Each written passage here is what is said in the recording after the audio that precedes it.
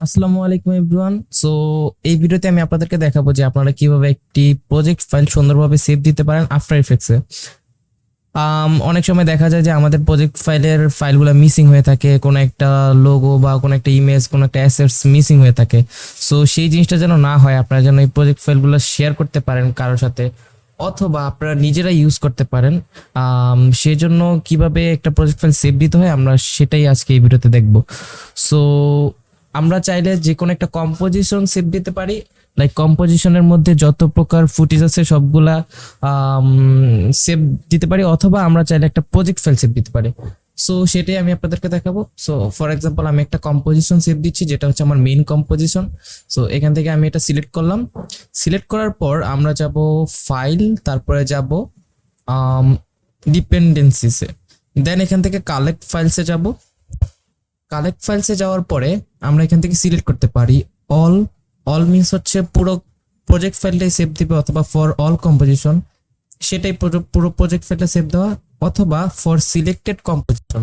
So আমি এখানে just একটা মাত্র কম্পোজিশন সেভ দিতে যাচ্ছি, কজ হচ্ছে এটা আমার মেইন কম্পোজিশন। এখানেই আমার যতগুলা এখানে যা আছে ওইগুলো আমার দরকার। সো আমি হচ্ছে জাস্ট সিলেক্টেড কম্পোজিশনটা সেভ দিচ্ছি। এখানে সিলেক্ট করলাম, দেন এখানে কালেক্টে ক্লিক করলাম। কালেক্টে ক্লিক করার পরে ওরা আপনাকে দেখাবে যে আপনি কোথায় এই প্রজেক্ট ফাইলটি সেভ দিতে চাচ্ছেন। সো ফর এক্সাম্পল আমি এখানে একটা নতুন ফোল্ডার ক্রিয়েট করতেছি, ডেমো প্রজেক্ট। সো এখানে আমি প্রজেক্ট এই ফোল্ডারটা সিলেক্ট করে দিলাম। এখন সেভে ক্লিক করলেই ও অটোমেটিকলি ফাইলগুলা কালেক্ট করতে থাকবে।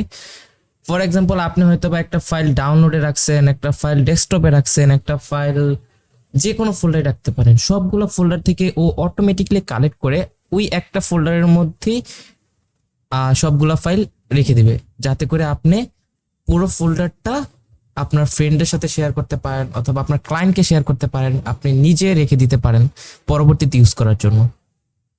সো এটা একটু টাইম নিচ্ছে, আমি দেখাচ্ছি এটা কমপ্লিট হলে। সো আপনারা দেখতেই পারতেছেন যে আমার এই প্রসেসটা কমপ্লিট হয়ে গেছে।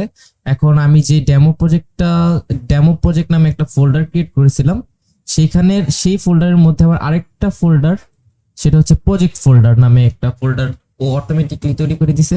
এখন এই ফোল্ডারের মধ্যে আছে ফুটেজ, অর্থাৎ আপনার অ্যাসেটস গুলা, যে ইমেজ অথবা লোগো অথবা ভিডিও যা কিছু আছে সব এই ফোল্ডারের মধ্যে আছে।